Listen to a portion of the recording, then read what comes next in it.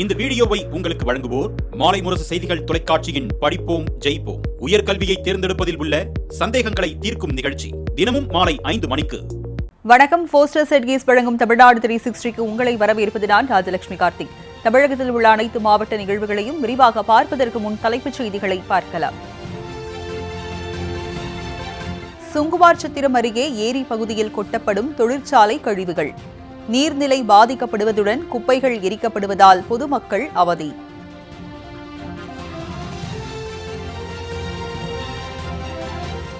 Dindigul market parking பகுதி ஆக்கிரமிப்பால் கடும் போக்குவரத்து நெரிசல். பாரபட்சம் இன்றி ஆக்கிரமிப்புகளை அகற்ற பொதுமக்கள் கோரிக்கை.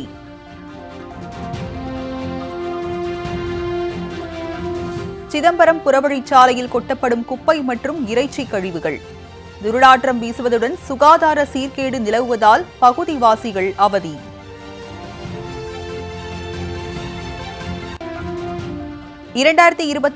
ஆண்டுக்கான விலையில்லா வேட்டி சேலை உற்பத்தி செய்ய அரசாணை வெளியிட்டது தமிழ்நாடு அரசு.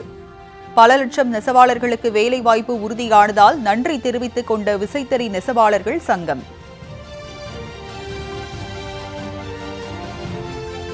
தூத்துக்குடி மாவட்டம் சாத்தான்குளம் அருகே இடிந்து விழும் நிலையில் உள்ள தொகுப்பு வீடுகள். அச்சத்துடன் வசிக்கும் மக்களின் நிலையை விளக்கும் செய்தி தொகுப்பு.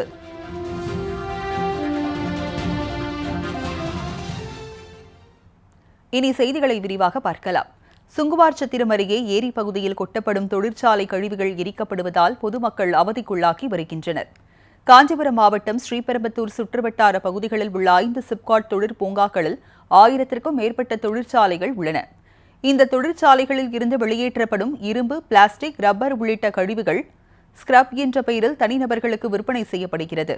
அவற்றை வாங்கும் நபர்கள் தங்களுக்கு தேவைக்கு போக மீதமுள்ள கழிவுப் பொருட்களை சுங்குவார்சத்திரம் அருகே உள்ள ஏரி பகுதிகளில் கொட்டுவது வாடிக்கையாக உள்ளது. இதனால் நீர்நிலைகள் பாதிக்கப்படுவதுடன் நிலத்தடி நீர் மற்றும் சுற்றுச்சூழல் மாசடைந்து வருகிறது. இதுகுறித்து மாசு கட்டுப்பாட்டு வாரிய அதிகாரிகளிடம் பலமுறை மனு அளித்தும் நடவடிக்கை எடுக்கவில்லை என்று அப்பகுதி மக்கள் புகார் தெரிவிக்கின்றனர். அத்துடன் ஏரி பகுதியில் கொட்டப்படும் கழிவுகளை மர்ம நபர்கள் கொளுத்திவிட்டு செல்வதால் விண்ணை முட்டும் அளவிற்கு கரும்புகையானது பரவி வருகிறது. இதனால் அப்பகுதி மக்களுக்கு சுவாச கோளாறு, கண் எரிச்சல், தோல் நோய் உள்ளிட்ட உடல் உபாதைகள் ஏற்பட்டு வருகிறது. மேலும் அவ்வழியாக செல்லும் வாகன ஓட்டிகளும் மிகுந்த அவதிக்குள்ளாகி வருகின்றனர். எனவே ஏரி பகுதியில் கழிவுகள் கொட்டப்படுவதை தடுக்க நடவடிக்கை எடுக்க வேண்டும் என அப்பகுதி மக்கள் கோரிக்கை விடுத்துள்ளனர்.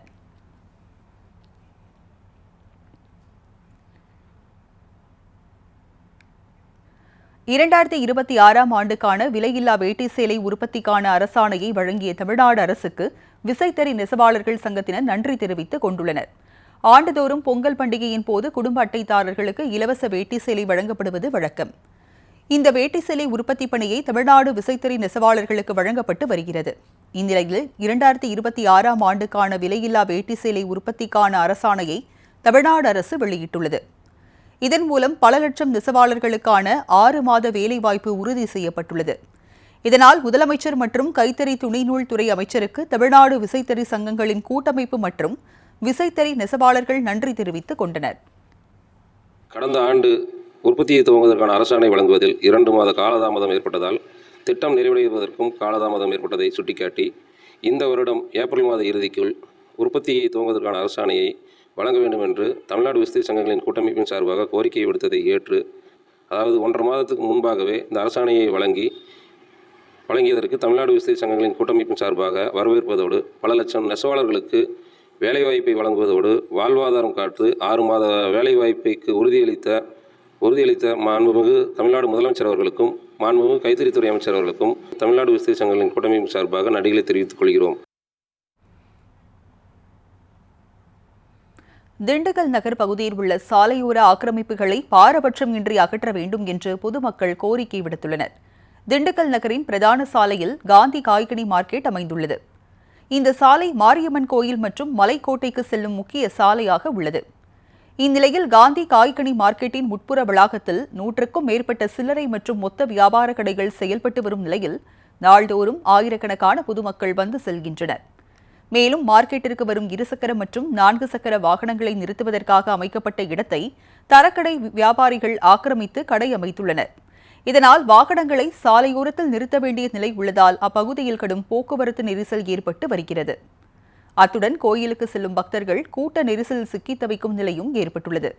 எனவே பார்க்கிங் பகுதியை ஆக்கிரமித்துள்ள தரைக்கடைகளை அகற்றி போக்குவரத்தை சீரமைக்க வேண்டும் என்று பொதுமக்கள் கோரிக்கை விடுத்துள்ளனர்.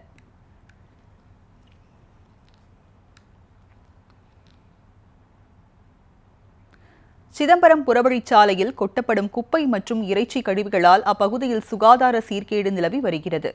கடலூர் மாவட்டம் சிதம்பரம் நகராட்சிக்கு உட்பட்ட 1வது வார்டு பகுதியில் 600க்கும் மேற்பட்ட குடும்பத்தினர் வசித்து வருகின்றனர். இப்பகுதியில் புவனகிரி சிதம்பரம் புறவழிச்சாலை அமைந்துள்ளது. இந்த சாலையில் நாள்தோறும் ஆயிரக்கணக்கான வாகனங்கள் சென்று வருகின்றன. இந்நிலையில் புவனகிரி சிதம்பரம் புறவழிச்சாலையின் ஓரத்தில் நகராட்சி மற்றும் சமூக விரோதிகளால் குப்பை கழிவுகள் கொட்டப்பட்டு வருகிறது. அத்துடன் அப்பகுதியில் உள்ள கடைகளில் இருந்து ஆடு, மாடு, கோழி உள்ளிட்ட இறைச்சி கழிவுகளும் கொட்டப்படுகின்றன. இதனால் அப்பகுதி முழுவதும் துர்நாற்றம் வீசுவதுடன் சுகாதார சீர்கேடு நிலவி வருகிறது. அந்த வழியாக செல்லும் ஒவ்வொருவரும் மூச்சுவிட முடியாமல் மூக்கை மூடிக்கொண்டு செல்ல வேண்டிய நிலையே உள்ளது. இதுகுறித்து பலமுறை நகராட்சி நிர்வாகத்திடம் புகார் அளித்தும் நடவடிக்கை எடுக்கவில்லை என அப்பகுதி மக்கள் வேதனை தெரிவிக்கின்றனர். எனவே மாவட்ட நிர்வாகம் உடனடியாக தலையிட்டு குப்பைகளை அகற்ற நடவடிக்கை எடுக்க வேண்டும் என்று சமூக ஆர்வலர்கள் மற்றும் அப்பகுதி மக்கள் கோரிக்கை விடுத்துள்ளனர்.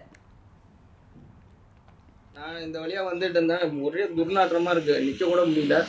ஆனால் இங்கே பாருங்க, வெறும் குப்பை தகுதி இதெல்லாம் ரொம்ப கஷ்டமாக இருக்குது. போகிற வரவங்கலாம் ரொம்ப கஷ்டப்பட்டு தான் போகிறாங்க. ரொம்ப துர்நாற்றமாக இருக்குது. இதை இந்த நகராட்சியை இதை ஒரு முடிவு எடுத்து ஒரு நல்ல விதமாக செயல்படுத்தினா நல்லாயிருக்கும். போகிற வரவங்களுக்கும் நல்லாயிருக்கும். இங்கே இருக்கிற மக்களும் கொஞ்சம் சிறப்பாக இருப்பாங்க. பார்த்தீங்கன்னா இங்கே பாருங்கள் எவ்வளோ குப்பை கிடக்கு பாருங்கள். இது நகராட்சியும் இன்னும் கண்டுக்கல. பொதுமக்கள் எல்லாம் சொல்லிட்டு இருக்காங்க. ஆனால் எவ்வளோ வீடியோ எடுத்து போட்டாங்க, இது வரைக்கும் எந்த ஒரு நடவடிக்கையும் எடுக்கல. இதை கொஞ்சம் அரசு கவனத்துக்கு கொண்டு இதை கொஞ்சம் செயல்படுத்த. கொளுத்தும் வெயிலில் சாலையில் நின்று பணியாற்றும் காவலர்களுக்கு அரசு பள்ளி மாணவ மாணவியர் மோர் மற்றும் குளிர்பானங்களை வழங்கிய சம்பவம் நெகிழ்ச்சியை ஏற்படுத்தியது. கோவை மாவட்டம் மேட்டுப்பாளையத்தில் கோடை வெயிலின் தாக்கம் நாளுக்கு நாள் அதிகரித்து வருகிறது. இந்த கடும் வெப்பத்தின் நடுவே போக்குவரத்து போலீசார் சாலையில் நின்றபடி போக்குவரத்தை சீர் செய்யும் பணியை தோய்வின்றி செய்து வருகின்றனர். இந்நிலையில் மேட்டுப்பாளையம் வள்ளுவர் அரசு துவக்கப்பள்ளி மாணவ மாணவியர் போக்குவரத்து போலீசாரை உற்சாகப்படுத்தும் வகையில் அவர்களுக்கு நீர்மோர் மற்றும் குளிர்பானங்களை வழங்கினர். அத்துடன் பேருந்து நிலையத்தில் பணியில் ஈடுபட்டிருந்த போக்குவரத்து போலீசாருக்கு ரோஜாப்பூ, மோர் மற்றும் குளிர்பானம் வழங்கி மகிழ்வித்தனர். இதனால் போக்குவரத்து போலீசார் மகிழ்ச்சியடைந்தனர். மேலும் மாணவ மாணவியர் ஹெல்மெட் அணிந்தும் பாதுகாப்பு விதிமுறைகளை பின்பற்ற வேண்டும் என்ற பதாகைகளை கையில் ஏந்தியபடியும் விழிப்புணர்வு ஏற்படுத்தினர்.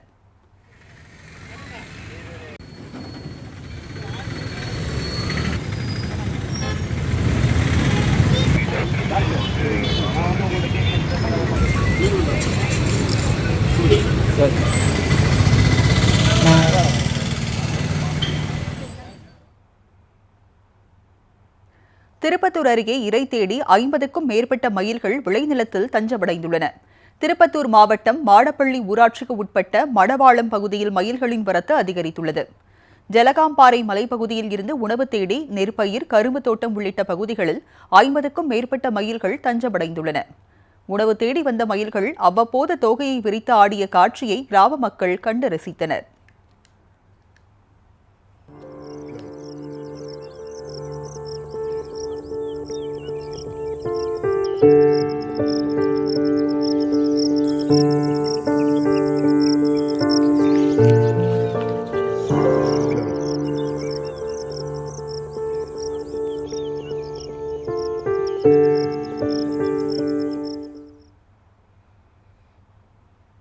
கூட்டப்பனை கிராமத்தில் வனத்துறை மூலம் பராமரிக்கப்பட்டு வந்த அரிய வகை ஆலிவ் ரெட்லி ஆமை குஞ்சுகள் கடலில் விடப்பட்டன.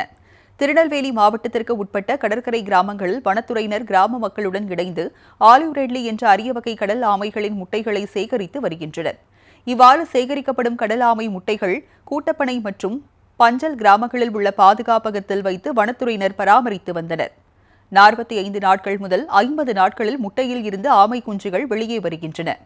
இந்த ஆமை குஞ்சுகளை முறையாக பராமரிக்கப்பட்டு கடலில் விடப்படுகின்றன. அந்த வகையில் கூட்டப்பனை மற்றும் பஞ்சல் பாதுகாப்பகத்தில் பொறிக்கப்பட்ட 606 கடல் ஆமை குஞ்சுகள் கடலில் விடப்பட்டன. இந்த நிகழ்வில் மாவட்ட வன அலுவலர் இளங்கோ தலைமையில் ராதாபுரம் வனச்சரக அலுவலர், கடலோர காவல் படையினர் மற்றும் தன்னார்வலர்கள் பங்கேற்று ஆமை குஞ்சுகளை கடலில் விட்டனர்.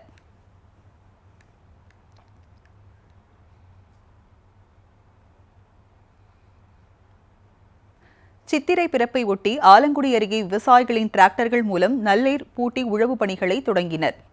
சித்திரை மாதத்தில் நல்லேர் பூட்டி விளைநிலத்தை வழிபட்டால் அந்த ஆண்டு நல்ல மழை பெய்து விவசாயம் செழிக்கும் என்பது விவசாயிகளின் நம்பிக்கையாக உள்ளது. அந்த வகையில் புதுக்கோட்டை மாவட்டம் ஆலங்குடி, குளவாய்ப்பட்டி, சேந்தன்குடி, கொத்தமங்கலம், வரப்பூர் உள்ளிட்ட பல்வேறு கிராமங்களில் விவசாயிகள் பாரம்பரிய முறைப்படி நல்லேர் பூட்டி உழவு பணிகளை தொடங்கினர். அத்துடன் மழை பெய்யவும் விவசாயம் செழிக்கவும் வேண்டி விளைநிலத்தையும் வானத்தையும் வழிபட்டு வேண்டுதல் செய்தனர்.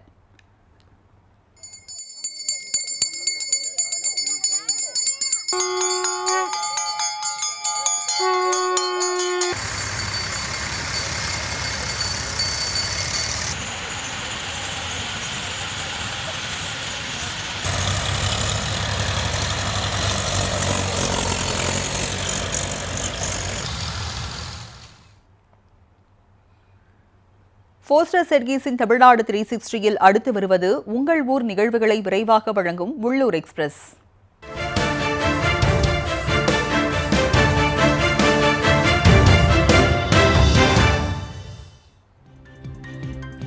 ஸ்ரீரங்கம் அரங்கநாதர் கோயிலில் சித்திரை தேர் திருவிழாவை முன்னிட்டு முகூர்த்த கால் நடும் வைபவம் நடைபெற்றது. பிரசித்தி பெற்ற இக்கோயிலில் ஆண்டுதோறும் சித்திரை தேர் திருவிழா வெகு விமரிசையாக நடைபெறுவது வழக்கம். இந்த ஆண்டு விழாவை முன்னிட்டு பட்டாச்சாரியர்கள் வேத மந்திரங்கள் முழங்க தேரின் மீது முகூர்த்த காலை நட்டனர். அப்போது கோயில் யானை, ஆண்டாள் மற்றும் லட்சுமி துதிக்கையை உயர்த்தி வழிபாடு செய்தனர்.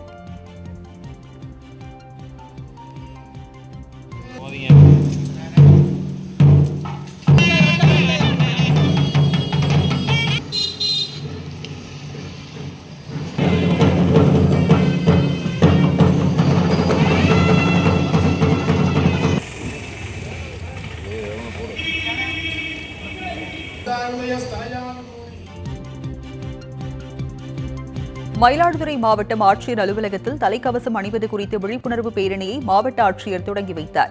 தமிழ்நாடு அரசு போக்குவரத்து மற்றும் சாலை பாதுகாப்புத்துறை இடையே நடத்திய விழிப்புணர்வு பேரணியை மாவட்ட ஆட்சியர் ஸ்ரீகாந்த் கொடியசைத்து தொடங்கி வைத்தார்.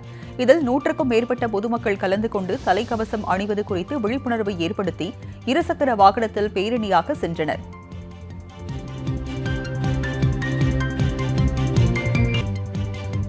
தேனி மாவட்டம் போடி பராசக்தி அம்மன் கோவில் குடமுழுக்கு திருவிழா வெகு விமரிசையாக நடைபெற்றது. கடந்த 14ஆம் தேதி முதல் காலையாக பூஜை தொடங்கி கங்கை, யமுனை உள்ளிட்ட புனித ஸ்தலங்களில் இருந்து கொண்டுவரப்பட்ட தீர்த்தங்கள் யாகசாலையில் வைக்கப்பட்டு விக்னேஸ்வர பூஜை நடைபெற்றது. தொடர்ந்து கலச நீருக்கு வேத மந்திரங்கள் முழங்க குடமுழுக்கு விழா நடைபெற்றது. இதில் ஆயிரக்கணக்கான பக்தர்கள் கலந்து கொண்டு அம்மனை தரிசனம் செய்து சென்றனர்.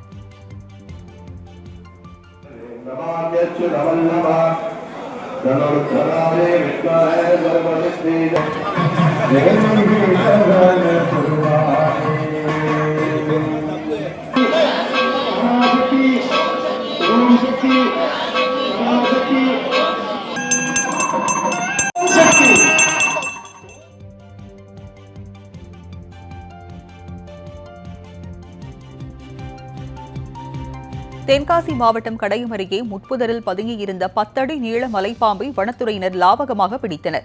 தென்காசி மாவட்டம் கடையம் அருகே உள்ள முதலியார்பட்டி அம்பாநகர் தெருவில் வசித்து வருபவர் மைதீன். இவரது வீட்டின் முன் அடர்ந்து வளர்ந்திருந்த முட்புதரில் பாம்பு ஒன்று ஊர்ந்து சென்றதை பார்த்த அவர் உடனடியாக கடையம் வனத்துறையினருக்கு தகவல் தெரிவித்தார்.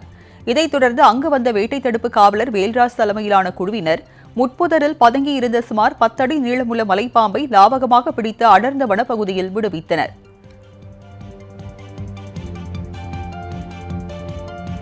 கொடைக்கானலில் வீட்டின் மாடி தோட்டத்தில் பூத்த அரிய வகை பிரம்ம கமலம் பூவை பொதுமக்கள் ஆச்சரியத்துடன் பார்த்து வருகின்றனர். உக்கார்த்தே நகரை சேர்ந்த ஜான் கெனடி என்பவர் மாடி தோட்டத்தில் பிரம்ம கமலம் பூச்செடிகளை வளர்த்து வருகிறார். இந்த செடியில் இருந்து சில மணி நேரம் மட்டுமே மலர்ந்து காட்சியளிக்கும் வெள்ளை நிற பிரம்ம கமலம் பூ பூத்த நிலையில் அக்கம் பக்கத்தினர் ஆர்வமுடன் கண்டு புகைப்படம் எடுத்து சென்றனர்.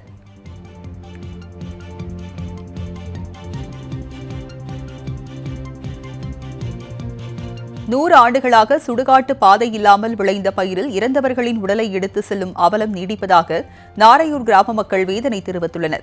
துணை சபாநாயகர் கு பிச்சாண்டியின் சொந்த ஊரிலேயே சுடுகாட்டு பாதை இல்லாத நிலை இருப்பதாக மக்கள் கூறுகின்றனர். திருவண்ணாமலை மாவட்டம் கீழ்பெண்ணாத்தூர் அடுத்து நாரையூர் ஊராட்சியில் 100க்கும் மேற்பட்ட குடும்பங்கள் வசிக்கின்றன. ஆனால் சுடுகாட்டிற்கு செல்வதற்கு பாதை இல்லாததால் விவசாய நிலத்தை பயன்படுத்தும் நிலைக்கு மக்கள் தள்ளப்பட்டுள்ளனர்.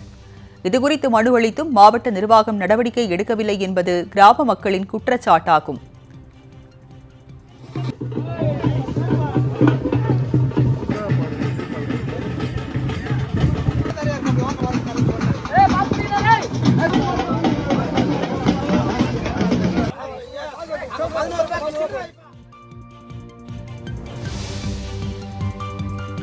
தஞ்சாவூர் மாவட்டம் பட்டுக்கோட்டை தென்னவன் கரம்பயம் முத்துமாரியம்மன் திருக்கோவிலில் தேர் திருவிழா ஆயிரக்கணக்கானோர் பங்கேற்று தரிசனம் செய்தனர். கரம்பயம் ஸ்ரீ முத்துமாரியம்மன் திருக்கோவில் தேரோட்டம் விமரிசையாக நடைபெற்றது. இதில் பல்வேறு கிராமத்தை சேர்ந்த ஆயிரக்கணக்கான மக்கள் கலந்து கொண்டனர். பட்டுக்கோட்டை டிஎஸ்பி ரவிச்சந்திரன் தலைமையில் பாதுகாப்பு ஏற்பாடுகள் செய்யப்பட்டிருந்தன.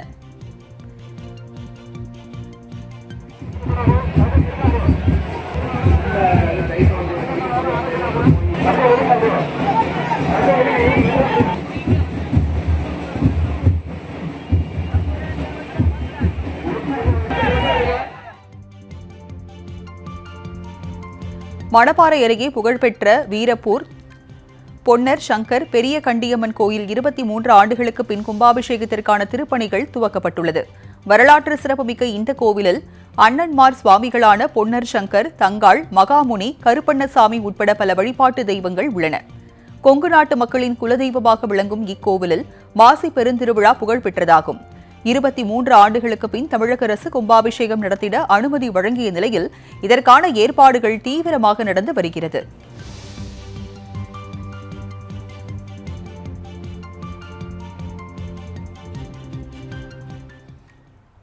போஸ்டர் செட்கீஸ் வழங்கும் தமிழ்நாடு 360யில் மாவட்டங்களில் நடந்த விளையாட்டு செய்திகளை வழங்க வருகிறது விளையாட்டுக் களம்.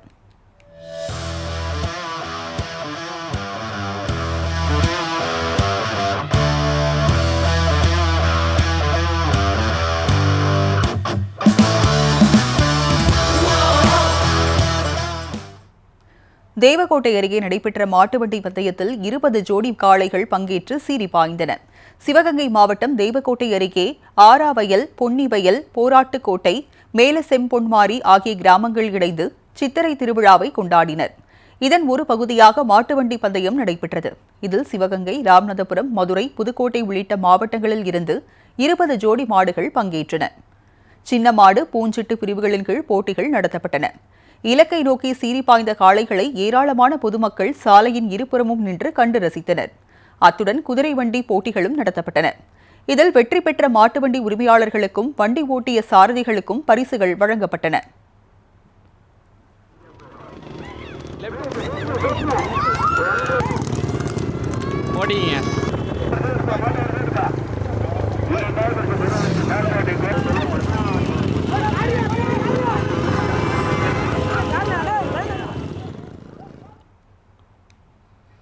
தஞ்சையில் நடைபெற்ற நடைபயிற்சி போட்டியில் 500க்கும் மேற்பட்டோர் கலந்து கொண்டனர்.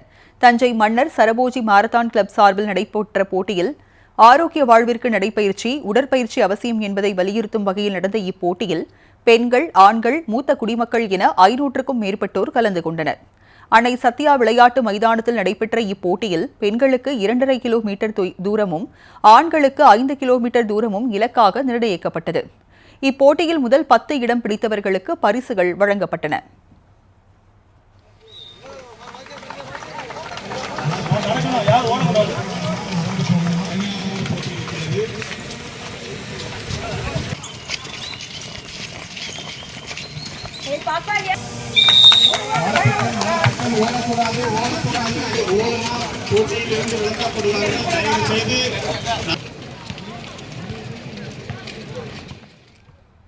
உயர்கல்வியில் சேரவுள்ள மாணவர்களின் சந்தேகங்களை தீர்க்கும் வகையில் ஒரு புதிய முன்னெடுப்பாக நமது மாலை முரசு தொலைக்காட்சியில் தினம்தோறும் மாலை 5 மணிக்கு படிப்போம் ஜெயிப்போம் என்ற நிகழ்ச்சி ஒளிபரப்பாகிறது.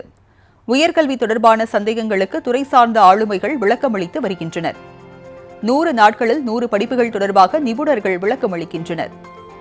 அந்த வகையில் இன்று மாலை 5 மணிக்கு ஒளிபரப்பாகும் நிகழ்ச்சியில் கல்வி ஆலோசகர் கலைமணி சிறப்பு விருந்தினராக பங்கேற்று நீட் தேர்வு தொடர்பாக பேசவுள்ளார்.